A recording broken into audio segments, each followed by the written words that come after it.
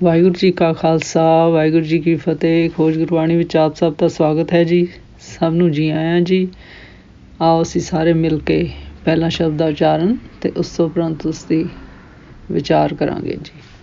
ਅੱਜ ਗੌੜੀ ਬਰਾਗਣ ਮਹੱਲੇ ਪਹਿਲੇ ਦੇ 17ਵੇਂ ਸ਼ਬਦ ਦੀ ਵਾਰੀ ਹੈ ਜੀ। ਗੌੜੀ ਬਰਾਗਣ ਮਹੱਲਾ ਪਹਿਲਾ। ਏਕ ਓਂਕਾਰ ਸਤਿਗੁਰੂ ਪ੍ਰਸਾਦ, ਜਿਉ ਗਾਈ ਕਉ ਗੋਇਲੀ, ਰਾਖੇ ਕਰ ਸਾਰਾ। ਅਹਨਸ ਪਾਲੇ ਰਾਖ ਲੇ, ਆਤਮ ਸੁਖ ਧਾਰਾ। ਈਤ ਓਤ ਰਾਖੋ ਦੀਨ ਦਿਆਲਾ, ਤੋ ਸਰਨਾਗਤ ਨਦਰ ਨਿਹਾਲਾ ਰਹਾਓ। ਜੈ ਦੇਖਿਓ ਤੈ ਰਬ ਰਹੇ, ਰੱਖ ਰੱਖਣ ਹਾਰਾ। ਤੂੰ ਦਾਤਾ ਭਗਤਾਂ ਤੂੰ ਹੈ, ਤੂੰ ਪ੍ਰਾਣ ਆਧਾਰਾ। ਕੀਰਤ ਪਾਇ ਅਦ ਉਰਦੀ, ਬਿਨ ਗਿਆਨ ਵਿਚਾਰਾ। ਬਿਨ ਉਪਮਾ ਜਗਦੀਸ਼ ਕੀ, ਬਿਨ ਸੇ ਨਾ ਅੰਧਿਆਰਾ। ਜਗ ਬਿਨ ਸਤ ਹਮ ਦੇਖਿਆ, ਲੋਭੇ ਅਹੰਕਾਰਾ। ਗੁਰ ਸੇਵਾ ਪ੍ਰਭ ਪਾਇਆ, ਸਾਚਾ ਮੁਕਤ ਦੁਆਰਾ। ਨਿਜ ਕਰ ਮਹਿਲ ਅਪਾਰ ਕੋ, ਅਪਰੰਪਰ ਸੋਈ। ਬਿਨ ਸਬਦੇ ਥਿਰ ਕੋ ਨਹੀਂ, ਬੂਝੇ ਸੁਖ ਹੋਈ। ਕਿਆ ਲੈ ਆਇਆ ਲੈ ਜਾਏ ਕਿਆ, ਫਾਸੇ ਜਮ ਡਾਲਾ। ਡੋਲ ਬਦਾ ਕਸ ਜੇਵਰੀ, ਆਕਾਸ ਬਤਾਲਾ। ਗੁਰਮਤਿ ਨਾਮ ਨਾ ਵਿਸਰੇ, ਸਹਿਜੇ ਪਤ ਪਾਈਏ। ਅੰਤਰ ਸ਼ਬਦ ਨਿਦਾਨ ਹੈ, ਮਿਲ ਆਪ ਗਵਾਈਏ।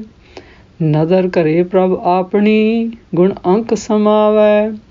ਨਾਨਕ ਮੇਲ ਨ ਚੂਕਈ, ਲਾਹਾ ਸਚ ਪਾਵੈ। ਨਦਰ ਕਰੇ ਪ੍ਰਭ ਆਪਣੀ, ਗੁਣ ਅੰਕ ਸਮਾਵੈ। ਨਾਨਕ ਮੇਲ ਨ ਚੁੱਕਈ, ਲਾਹਾ ਸਚ ਪਾਵੈ। ਇਸ ਸ਼ਬਦ ਵਿੱਚ ਗੁਰੂ ਜੀ ਸਾਨੂੰ ਕਹਿੰਦੇ ਹਨ ਕਿ ਜਿਸ ਤਰ੍ਹਾਂ ਗਊਆਂ ਦੀ ਰਖਵਾਲੀ ਕਰਨ ਵਾਲਾ ਗਵਾਲਾ ਉਹਨਾਂ ਦੀ ਰੱਖਿਆ ਭਾਵ ਉਹਨਾਂ ਨੂੰ ਸਾਂਭ ਸੰਭਾਲ ਕੇ ਰੱਖਦਾ ਹੈ ਜੀ। ਫਿਰ ਗੁਰੂ ਜੀ ਕਹਿੰਦੇ ਹਨ ਉਸੇ ਤਰ੍ਹਾਂ ਪਰਮੇਸ਼ਰ ਦਿਨ ਰਾਤ ਸਾਡੀ ਪਾਲਣਾ ਕਰਦਾ ਹੈ ਜੀ ਅਤੇ ਸੰਕਟਾਂ ਦੁੱਖਾਂ ਤੋਂ ਸਾਡੀ ਰੱਖਿਆ ਕਰਦਾ ਹੈ ਜੀ ਅਤੇ ਸਾਨੂੰ ਆਤਮਿਕ ਸੁੱਖ ਪ੍ਰਦਾਨ ਕਰਦਾ ਹੈ ਜੀ। ਫਿਰ ਗੁਰੂ ਜੀ ਕਹਿੰਦੇ ਹਨ ਇੱਥੇ ਅਤੇ ਉੱਥੇ ਭਾਵ ਲੋਕ ਅਤੇ ਪਰਲੋਕ ਵਿੱਚ ਤੁਸੀਂ ਆਪਣੇ ਦੀਨਾਂ ਉੱਤੇ ਦਇਆ ਦ੍ਰਿਸ਼ਟੀ ਕਰਦੇ ਹੋ ਜੀ ਅਤੇ ਸਾਡੀ ਰੱਖਿਆ ਕਰਦੇ ਹੋ ਜੀ। ਫਿਰ ਗੁਰੂ ਜੀ ਕਹਿੰਦੇ ਹਨ ਹੇ ਮੇਰ ਦੀ ਦ੍ਰਿਸ਼ਟੀ ਵਾਲੇ ਪਰਮੇਸ਼ਰ, ਉਹਨਾਂ ਦੀ ਮਿਹਰ ਦੀ ਨਜ਼ਰ ਨਾਲ ਤੁਸੀਂ ਨਿਹਾਲ ਕਰਨ ਵਾਲੇ ਹੋ ਜੀ। ਫਿਰ ਗੁਰੂ ਜੀ ਕਹਿੰਦੇ ਹਨ ਮੈਂ ਗੁਰਸ਼ਬਦ ਗੁਰਬਾਣੀ ਨਾਮ ਦੁਆਰਾ ਤੁਹਾਡੀ ਸ਼ਰਨ ਵਿੱਚ ਆਇਆ ਹਾਂ ਜੀ। ਫਿਰ ਗੁਰੂ ਜੀ ਕਹਿੰਦੇ ਹਨ ਹੇ ਪਰਮੇਸ਼ਰ, ਮੈਂ ਜਿੱਥੇ ਵੇਖਦਾ ਹਾਂ ਉੱਥੇ ਹਰ ਜਗ੍ਹਾ ਤੁਸੀਂ ਹੀ ਵਿਆਪਕ ਹੋ ਜੀ। ਫਿਰ ਗੁਰੂ ਜੀ ਕਹਿੰਦੇ ਹਨ ਹੇ ਸਭਨਾਂ ਦੀ ਰੱਖਿਆ ਕਰਨ ਵਾਲੇ ਪਰਮੇਸ਼ਰ, ਮੇਰੀ ਵੀ ਰੱਖਿਆ ਕਰੋ ਜੀ, ਮੈਨੂੰ ਵੀ ਸੰਭਾਲ ਲਓ ਜੀ। ਫਿਰ ਗੁਰੂ ਜੀ ਕਹਿੰਦੇ ਹਨ ਤੁਸੀਂ ਮੇਰੇ ਅੰਨਦਾਤਾ ਹੋ ਜੀ ਅਤੇ ਤੁਸੀਂ ਆਪ ਹੀ ਭੋਗਣ ਵਾਲੇ ਹੋ ਜੀ ਅਤੇ ਤੁਸੀਂ ਹੀ ਮੇਰੇ ਪ੍ਰਾਣਾਂ ਦਾ ਆਧਾਰ ਹੋ ਜੀ, ਮੇਰੀ ਜ਼ਿੰਦਗੀ ਦਾ ਆਸਰਾ ਹੋ ਜੀ। ਫਿਰ ਗੁਰੂ ਜੀ ਕਹਿੰਦੇ ਹਨ ਬਿਨਾਂ ਗੁਰਸ਼ਬਦ ਨਾਮ ਦੇ ਗਿਆਨ ਅਤੇ ਵਿਚਾਰ ਦੇ ਜੀਵ ਮਨੁੱਖ ਕਿਰਤ ਕਰਮਾਂ ਦੇ ਆਧਾਰ 'ਤੇ ਉੱਚੀ ਜਾਂ ਨੀਵੀਂ ਸਥਿਤੀ ਪ੍ਰਾਪਤ ਨਹੀਂ ਕਰ ਸਕਦਾ ਜੀ। ਫਿਰ ਗੁਰੂ ਜੀ ਕਹਿੰਦੇ ਹਨ ਪਰਮੇਸ਼ਰ ਦੀ ਉਸਤਤ ਭਾਵ ਗੁਰਸ਼ਬਦ ਗੁਰਬਾਣੀ ਨਾਮ ਦੁਆਰਾ ਅਗਿਆਨਤਾ ਦਾ ਅੰਧੇਰਾ ਦੂਰ ਨਹੀਂ ਹੁੰਦਾ ਜੀ। ਫਿਰ ਗੁਰੂ ਜੀ ਕਹਿੰਦੇ ਹਨ, ਗੁਰਮੁਖੋ ਅਸਾਂ ਸੰਸਾਰ ਨੂੰ ਲੋਭ ਅਤੇ ਹੰਕਾਰ ਵਿੱਚ ਨਸ਼ਟ ਹੁੰਦਾ ਵੇਖਿਆ ਹੈ ਜੀ।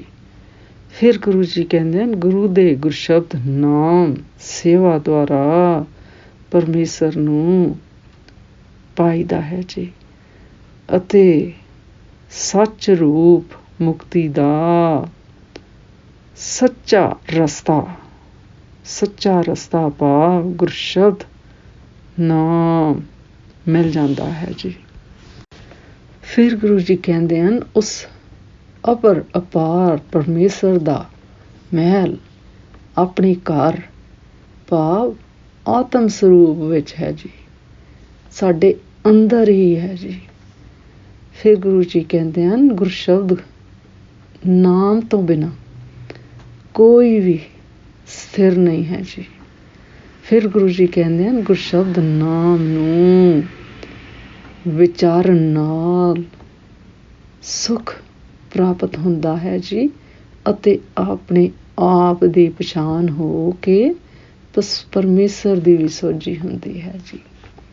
ਫਿਰ ਗੁਰੂ ਜੀ ਕਹਿੰਦੇ ਹਨ ਕਿ ਹੇ ਜੀਵ ਮਨੁੱਖ, ਤੂੰ ਇਸ ਸੰਸਾਰ ਵਿੱਚ ਕੀ ਲੈ ਕੇ ਆਇਆ ਸੈਂ ਅਤੇ ਕੀ ਨਾਲ ਲੈ ਕੇ ਚਲਾ ਜਾਵੇਂਗਾ।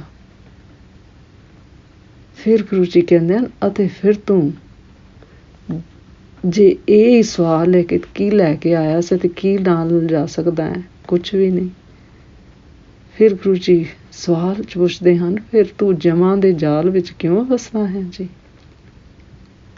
ਭਾਵ ਤੂੰ ਆਵਾਗਮਨ ਦੇ ਚੱਕਰ ਵਿੱਚ ਕਿਉਂ ਆਪਣੇ ਅਸਲ ਨੂੰ ਭੁਲਾ ਕੇ ਆਵਾਗਮਨ ਦੇ ਚੱਕਰ 'ਚ ਕਿਉਂ ਪੈਂਦਾ ਹੈ ਜੀ। ਫਿਰ ਗੁਰੂ ਜੀ ਕਹਿੰਦੇ ਹਨ, ਤੇਰੀ ਸਥਿਤੀ ਤਾਂ ਇਸ ਤਰ੍ਹਾਂ ਹੈ ਜਿਸ ਤਰ੍ਹਾਂ ਰੱਸੀ ਨਾਲ ਕੱਸ ਕੇ ਬੰਨੇ ਹੋਏ ਡੋਲ ਭਾਵ ਬਾਲਟੀ ਵਰਗੀ ਹੈ, ਜਿਸ ਨੂੰ ਖੂਹ ਵਿੱਚ ਹੇਠਾਂ ਲਟਕਾਓ, ਫਿਰ ਉੱਤੇ ਖਿੱਚੋ ਤੇ ਉੱਤੇ ਆ ਜਾਂਦੀ ਹੈ ਜੀ। ਇਹ ਤੁਹਾਡਾ ਹਾਲ ਹੈ ਜੀ। ਫਿਰ ਗੁਰੂ ਜੀ ਕਹਿੰਦੇ ਹਨ, ਗੁਰੂ ਦੀ ਮੱਤ ਦੁਆਰਾ ਪ੍ਰਾਪਤ ਹੋਇਆ ਗੁਰਸ਼ਬਦ ਨਾਮ ਕਦੇ ਵੀ ਭੁੱਲਣਾ ਨਹੀਂ ਚਾਹੀਦਾ ਜੀ, ਜੋ ਕਿ ਸਾਡਾ ਅਸਲ ਹੈ ਜੀ, ਸਾਨੂੰ ਅਸਲ ਨਾਲ ਜੋੜਦਾ ਹੈ ਜੀ। ਫਿਰ ਗੁਰੂ ਜੀ ਕਹਿੰਦੇ ਹਨ, ਸਹਿਜ ਸੁਭਾਅ ਫਿਰ ਈਸ਼ਵਰੀ ਦਰਗਾਹ ਵਿੱਚ ਪ੍ਰਤਿਸ਼ਠਾ ਪ੍ਰਾਪਤ ਹੋ ਜਾਂਦੀ ਹੈ ਜੀ। ਫਿਰ ਗੁਰੂ ਜੀ ਕਹਿੰਦੇ ਹਨ, ਹੇ ਮਨੁੱਖ, ਤੇਰੇ ਅੰਦਰ ਗੁਰਸ਼ਬਦ ਨਾਮ ਦਾ ਖਜ਼ਾਨਾ ਹੈ ਜੀ। ਫਿਰ ਗੁਰੂ ਜੀ ਕਹਿੰਦੇ ਹਨ, ਉਸ ਨੂੰ ਮਿਲ ਕੇ ਤੂੰ ਸੁਖ ਪ੍ਰਾਪਤ ਕਰ। ਗੁਰਸ਼ਬਦ ਨਾਮ ਦੁਆਰਾ ਆਪਣੇ ਪਨ ਦੀ ਭਾਵਨਾ ਨੂੰ ਭਾਵ ਆਪਣੇ ਹੰਕਾਰ ਨੂੰ ਖਤਮ ਕਰਨਾ ਚਾਹੀਦਾ ਹੈ ਜੀ।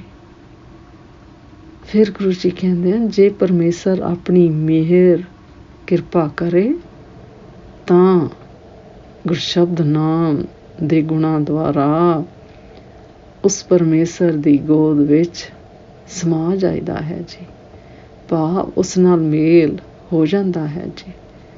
ਫਿਰ ਗੁਰੂ ਜੀ ਕਹਿੰਦੇ ਹਨ, ਤਾਂ ਫਿਰ ਇਹ ਮੇਲ ਇੱਕ ਵਾਰੀ ਹੋ ਜਾਵੇ ਤਾਂ ਫਿਰ ਖਤਮ ਨਹੀਂ ਹੁੰਦਾ ਜੀ, ਅਤੇ ਇਸ ਤੋਂ ਸੱਚਾ ਲਾਭ ਪ੍ਰਾਪਤ ਹੁੰਦਾ ਹੈ ਜੀ, ਭਾਵ ਇਹ ਹੀ ਸਾਡਾ ਅਸਲ ਘਰ ਅਸਲ ਮਹਿਲ ਹੈ ਜੀ। ਇਸ ਸ਼ਬਦ ਦਾ ਸਾਰ ਇਸ ਤਰ੍ਹਾਂ ਕਰੀਏ ਜੀ। ਇਸ ਸ਼ਬਦ ਵਿੱਚ ਗੁਰੂ ਜੀ ਦੱਸਦੇ ਹਨ ਕਿ ਪਰਮੇਸ਼ਰ ਆਪ ਹੀ ਸ੍ਰਿਸ਼ਟੀ ਦੀ ਰਚਨਾ ਕਰਕੇ ਸਭ ਜੀਵਾਂ ਦੀ ਪਾਲਣਾ ਕਰਦਾ ਹੈ ਜੀ, ਅਤੇ ਲੋਕ ਪਰਲੋਕ ਵਿੱਚ ਸਭ ਜਗ੍ਹਾ ਰੱਖਿਆ ਕਰਦਾ ਹੈ ਜੀ। ਫਿਰ ਗੁਰੂ ਜੀ ਕਹਿੰਦੇ ਹਨ, ਸਭ ਪਾਸੇ ਉਹ ਪਰਮੇਸ਼ਰ ਹੀ ਵਿਆਪਕ ਹੈ ਜੀ। ਫਿਰ ਗੁਰੂ ਜੀ ਕਹਿੰਦੇ ਹਨ, ਪਰਮੇਸ਼ਰ ਦੇ ਗੁਰਸ਼ਬਦ ਨਾਮ ਦੇ ਜਸ ਗਾਨ ਤੋਂ ਬਿਨਾਂ ਹੰਕਾਰ ਵਾਲੀ ਬਿਰਤੀ ਮਾਇਆ ਵੀ ਅੰਧਕਾਰ ਦੂਰ ਨਹੀਂ ਹੋ ਸਕਦਾ ਜੀ। ਫਿਰ ਗੁਰੂ ਜੀ ਕਹਿੰਦੇ ਹਨ, ਇਹ ਸੰਸਾਰ ਮਨੋਵਿਕਾਰਾਂ ਕਰਕੇ ਹੀ ਬਰਬਾਦ ਹੋ ਰਿਹਾ ਹੈ ਜੀ। ਫਿਰ ਗੁਰੂ ਜੀ ਕਹਿੰਦੇ ਹਨ ਗੁਰੂ ਦੇ ਗੁਰਸ਼ਬਦ ਨਾਮ ਤੋਂ ਬਿਨਾਂ ਸਥਿਰਤਾ ਪ੍ਰਾਪਤ ਨਹੀਂ ਹੁੰਦੀ ਜੀ।